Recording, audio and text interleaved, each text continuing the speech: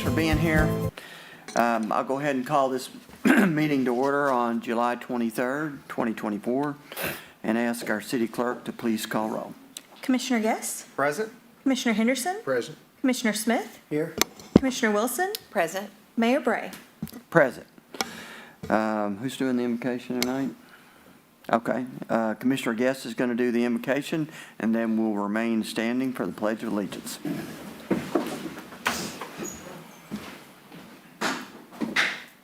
Lord God, thank you for the beautiful day you've given us, and thank you for each and every person up here, and thank you for health, and thank you for sending your son. Thank you for the community, and let our decisions tonight be good in your eyes. We love you and thank you for everything. In Jesus' name, amen. Amen. I pledge allegiance to the flag of the United States of America and to the republic for which it stands, one nation, under God, indivisible, with liberty and justice for all.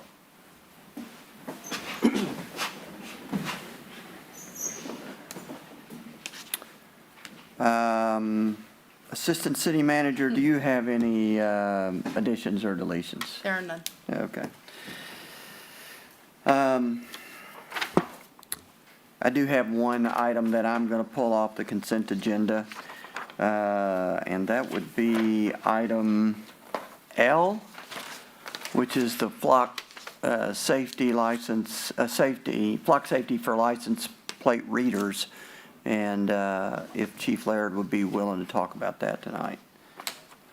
And then before we move right into the consent agenda, what's the rest of it is I just wanted to take a couple of minutes. The city sent an email out about this and did a social media post. But, you know, one of the things that is very important to us here at the city is transparency, particularly as it relates to your tax dollars.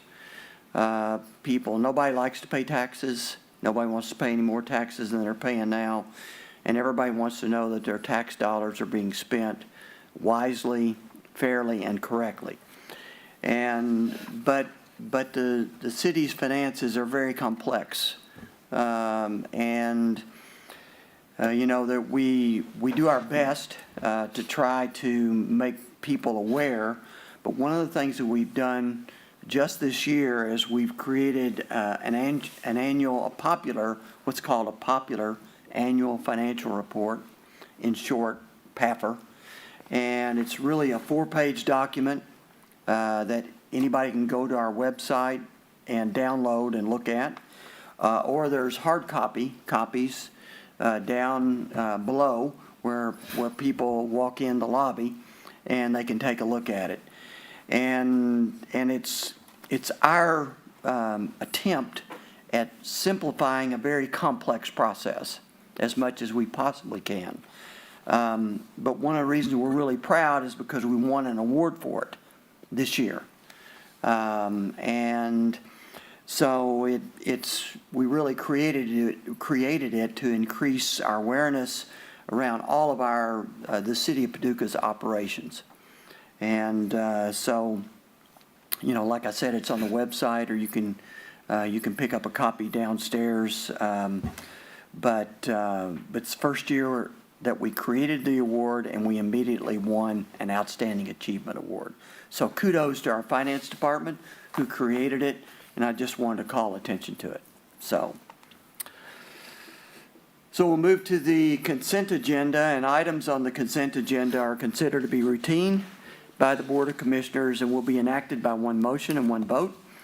There will be no separate discussion of these items unless one of our board members so requests, in which event the item will be removed from the consent agenda and considered separately. Would any commissioner like an item called off? Okay, so I'll please ask the city clerk to read the items recommended for approval. Approve minutes for the July 9th, 2024 Board of Commissioners meeting. Receive and file documents. Personnel actions.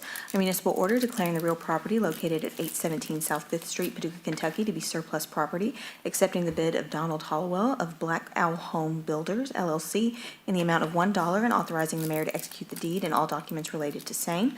A municipal order declaring the real property at 809 South 4th Street, Paducah, Kentucky to be surplus property, accepting the bid of Sherlorn Jeter in the amount of $1 and authorizing the mayor to execute the deed and all documents related to same. A municipal order authorizing the finance director to make payment to Hudson Incorporated for the purchase of one tractor, one finish mower, and one ZTR mower in a total amount of $98,151.45 for use by the Parks and Recreation and Public Works Department, and authorizing the mayor to execute all documents related to same. A municipal order authorizing the finance director to make payment to Stringfellow Incorporated for the purchase of one sweeper in a total amount of $349,564.48 for use by the Paducah Public Works Street Division, and authorizing the mayor to execute all documents related to same. A municipal order authorizing the finance director to make payment to McCoy Construction and Forestry for purchase of one wheel loader in a total amount of $221,791.75 for use by the Paducah Public Works Compost Division, and authorizing the mayor to execute all documents related to same. A municipal order approving a fleet maintenance motorized equipment and emergency apparatus service agreement with Livingston EMS to provide fleet maintenance services at hourly rates, and authorizing the execution of all documents related to same. A municipal order authorizing the mayor to execute a contract with Axon Enterprises Incorporated in the amount of $361,612.28 for the purchase of 81 tasers, 10 bundles, which includes all training accessories, charging docks, and unlimited cartridges. Municipal order adopting contract modification number 1 to the contract with Axon Enterprise Incorporated for police body-worn and in-car cameras in an amount of $75,154, and authorizing the mayor to execute the contract modification and all other documents related to same. Municipal order approving and authorizing an execution of a new concession agreement among the City of Paducah, McCracken County, Kentucky, and Oscar Cross Boys and Girls Club of Paducah Incorporated. A municipal order authorizing the finance director to make payment to the McCracken County Fiscal Court in the amount of $115,186 for the city's portion of the Paducah McCracken County Convention Center roof project. So moved. Second. Call roll, please. Commissioner Guess? Aye. Commissioner Henderson? Aye. Commissioner Smith? Aye. Commissioner Wilson? Aye. Mayor Bray? Aye. So I guess let's go on and move to the item that was removed, item L, and I'll ask the city clerk to go ahead and read that, and perhaps Chief could come up and talk about it. A proposed motion of the Board of Commissioners to adopt a municipal order entitled, "A Municipal Order Authorizing the Mayor to Execute a Contract with Flock Safety in an amount of $64,250 for the purchase of 15 license plate readers systems to be used by the Paducah Police Department." Oh, I'm sorry, so moved. I'm waiting. Second. Sorry? I was getting ready to say. They got me down here all confused and all messed up there. Chief? All right. Good evening, everyone. What you have in front of you tonight is some new technology that we started utilizing a couple years ago. We started a pilot program with 2 camera systems. License plate reader technology has been around for probably 5 or 6 years. They're fixed cameras that go at high traffic intersections, and they basically run the license plates of cars that are going through there. So they help us in identifying stolen vehicles, missing persons, Amber Alerts, anything like that, that any system or any license plates that's entered into the National Crime Information Center system, so anything from anywhere across the country. They help us identify those. So we started with 2 cameras in 2022 just to try to test it out to see if that was going to be effective here or not. We recognized pretty quick that it was being effective. We increased that to 6 cameras, so we added 4 more last year. And we saw even more effectiveness with that, with recovering numerous stolen vehicles, identifying wanted persons. We also, a couple of what we were calling some of the wins out of it, a crew that was coming through Paducah that was doing fraudulent transactions at different retail establishments. So they had been identified and their license plate was put in that system basically as a wanted vehicle. And so we were able to identify that and locate that vehicle before they came here and committed crimes within the city. So what we're asking for now is an additional 15 systems, which would put us at 21. These are basically placed at your major state highway intersections or along those state highways. So we started off with the original ones. There was one on the south side on Irvin Cobb Drive in front of Walgreens, capturing traffic coming inbound. And then we had one on Hinkleville Road out by Coleman Road. So those were the first two locations, but that's kind of where we're at. We're focused on capturing the vehicles that are coming into town in an effort to try to prevent crime before it occurs within our city. So at that intersection, does the camera catch the license plates in all four directions? No, just 2 lanes going in one direction. That's all they're capable to do. Okay. How So- long is the technology? Is it good for, obviously, several years? But It is. The technology is good for several years. And it's basically like we're kind of leasing those camera systems. We don't necessarily own them. We're just kind of paying for the service of the cameras as well as the software. Okay. Yep. Okay. And these are also, they've been very popular in many other cities across Kentucky as well as across the United States and have proven very effective in helping prevent crime. Do they read 100% of the license plates or that come across? I mean, is it that good? It's pretty good. Now, we still verify that information before we take any action on it. So it alerts within our dispatch center, and then they double-check that information before we take any action on it to confirm, just like we would if a police officer was behind a car and ran Sure. a license plate. Okay, great. Now, question, what does, so you lease one camera, but what does one camera cost a year to lease? They're between $2,500 and $3,000 per year. And we have how many? We We'll have how many? We have 6 right now. This would put us to 21. And it's, they're solar powered, so they don't require electricity, and they utilize air cards, cellular data to do that, and we don't pay for that either. That's all covered in that contract. So But will this get you where you think you want to be? I think it will get us pretty far along, and we'd like to get these in and then reevaluate that in a year or so. We also have been in conversation with the sheriff's department, so the county is looking at putting some outside of the city. I also forgot to mention that Lowe's on both ends of town installed these cameras on their own. And so we have access to those as well. So they've recognized that as a corporation, that this is beneficial to them to identify people that are going to multiple stores and committing thefts and things like that. So the one out by the mall has 3 cameras covering any entrance coming into their store, and the one on the south side has 2. In the installation, how long does it take any car out of commission? Is that a few hours for installing or what? Very quickly. Very quick. Yep. So $2,500 a year. Give or Our take. original ones, I think, are $2,500, and then these are at $3,000. So the Okay. price has gone up since it initially. That's an annual. Is that? Correct. That's annual. Correct, so- annual, yes. Okay. So this time next year, or around this time next year, we'll be coming back and saying, hey, we would like to either renew this contract or expand it or shrink it down. But most Okay. likely, we'd probably be asking for an expansion of it. So you're not actually asking for a purchase, you're asking to approve the rental Service. or the service of this? Basically, yes, sir. Yeah, I didn't okay, get that. Okay. great. Good questions.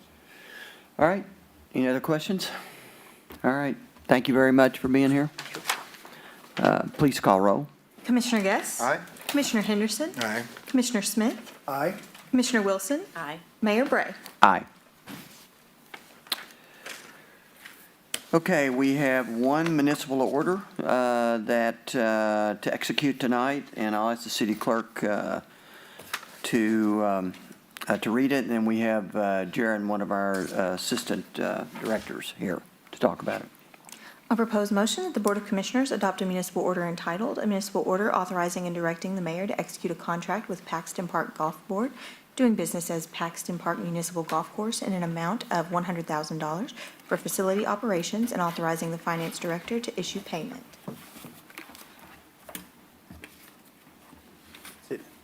Oh, so moved. Second. Jared? Good evening, everybody. We have a long-standing relationship with the Paxton Park Golf Course. It's been, I want to say, 20-something years, I was told. We help them with city funding on capital improvements such as their parking lot, cart paths, irrigation, some facility stuff, land acquisition. We use grants whenever we can find ones that are applicable for it.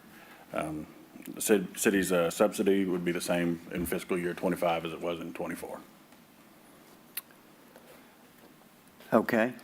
Any questions from? So I did a little research on this. I was just looking at the original deed for Paxton Park. I think it was actually given to the city in 1939, I believe is the actual year. And, for the express purposes of putting in and maintaining a golf course. So through the years, there's been, some changes. They put in, they made improvements. The city owns the course, so they've made improvements. They've raised money themselves, the golf commission, and the people and the board out there. And the city has begun investing as well. Yes. So the Urban Cobb Tournament was this past weekend, which draws pros from out of town. And one of the things that city has done this last year is we paved the parking lot. And I don't know, people don't, the parking lot was in bad need of new rough. paving. And it looks great. So it's, a lot of improvements. And, golf during COVID, spiked up because people, that was one of the activities that people could do. And, now it's kind of settled back down, from those high levels that it was. But Paxton Park, it's my belief that Paxton Park is an asset, for the city of Paducah. And so, I wanted to call this contract for services out, and I want to publicly thank the Golf Commission, the board that runs, some of which are here tonight, that take care of that asset for the city because they're very, very passionate about it. And so I just wanted to publicly thank them. So.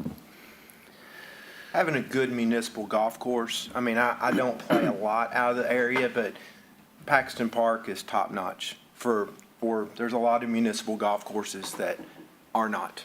Right. And we have state courses that are good, but Paxton Park is, as you said it well, it's an asset to Paducah.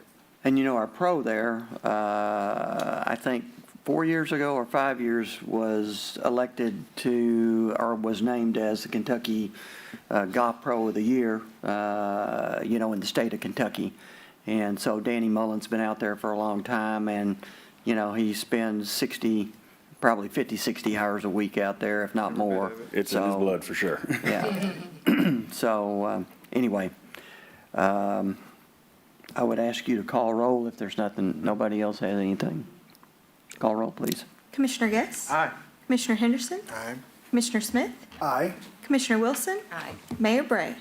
Aye. Okay, we have 3 ordinances to adopt that we read 2 weeks ago, so this is the second reading. And I'll go ahead and ask the city clerk to read the first one. A proposed motion, the Board of Commissioners adopt an ordinance entitled, an ordinance amending ordinance number 2019-11-8600, entitled, an ordinance of the City of Paducah authorizing the city manager and financing director to implement service fees for the acceptance of credit card, debit card, and e-check payments by the City of Paducah, and to add an optional interactive voice response service, IVR service, with associated fees. This ordinance is summarized as follows. This ordinance amends ordinance number 2019-11-8600 to implement interactive voice response, IVR, as an optional service for citizens to pay their bills over the phone with card or check. This ordinance authorizes the city manager and the finance director to establish and implement an IVR fee not to exceed $1.50 to cover the city's cost of accepting such payment forms. So moved. Second. So Stephanie came up and told us about this last week. Do we have any questions before moving forward voting? Okay, please call roll. Commissioner Guess? All right. Commissioner Henderson? Aye. Commissioner Smith? Aye. Commissioner Wilson? Mayor Bray? Aye. Go ahead and read the second ordinance. A proposed motion that the Board of Commissioners adopt an ordinance entitled, an ordinance authorizing the City of Paducah to enter into a franchise agreement with Atmos Energy Corporation, granting a 20-year non-exclusive franchise for natural gas system within the city limits of Paducah. This ordinance is summarized as follows. This ordinance authorizes the City of Paducah to enter into a franchise agreement with Atmos Energy Corporation to grant a 20-year non-exclusive franchise for a natural gas system within the City of Paducah. The terms of said franchise agreement are in accordance with Chapter 24, Natural Gas, of the Code of Ordinances of the City of Paducah. So moved. Second. Any questions about the gas franchise agreement? I'll make a comment. Sure. I'm worried that this franchise agreement will end up getting the fees being passed on to the gas bill, so I'm not a fan of it, but that's okay. Anybody else? Call roll. Commissioner Guess? Aye. Commissioner Henderson? Aye. Commissioner Smith? No, Commissioner Wilson? Aye. Mayor Bray? Aye. And the final ordinance for adoption, I'll ask the city clerk to please read. A proposed motion that the Board of Commissioners adopt an ordinance entitled, an ordinance providing for the closing of 78,335 square feet between 2600 and 2621 Husbands Road, 2730 Husbands Road, and 2585 John Puryear Drive, and 185,805 square feet between 2600 and 2630 John Puryear Drive and the City of Paducah's flood wall levy, and authorizing the mayor to execute all documents relating to same. This ordinance is summarized as follows. The City of Paducah authorizes the closing of 78,335 square feet between 2600 and 2621 Husbands Road, and 2730 Husbands Road, and 2585 John Puryear Drive, and 185,805 square feet between 2600 and 2630 John Puryear Drive, and authorizes the mayor to execute all documents relating to same. So moved. Second. Comments, questions on this one? Please call roll. Commissioner Guess? Aye. Commissioner Henderson? Aye. Commissioner Smith? aye. Commissioner Wilson? Aye. Mayor Bray? Aye. So we'll move to comments. And so it's really great to have our Michelle Smolin, our Assistant City Manager, who's filling in for Darren, who's on vacation this week. Welcome. I should have welcomed you at the beginning of the at the meeting, sorry. But do you have any comments? I did have one thing I wanted to highlight. I wanted to highlight a pretty significant effort from our Communications Manager and Public Works Department. They put together a brochure highlighting a really critical service that we have in the city related to our solid waste collection, curbside recycling, and yard waste guidelines. I received mine over the weekend. It was mailed out to all residential households if you have an account with the city. And it highlights really great information that talks about curbside recycling and how to sign up. It also highlights our app where you can actually request services through. So I hope our residents find it useful. I have it hanging on my fridge. We've already referred to it. So I just wanted to thank Public Works Department and our Communications Manager for their efforts. Great, thank you. And something the other commissioners might not know, but there's a group of us in the first week of August, actually, that are going down to Nashville to look at our recycling, where our recycling goes, because our goal over the next year really is to reduce the cost of curbside recycling to at no charge.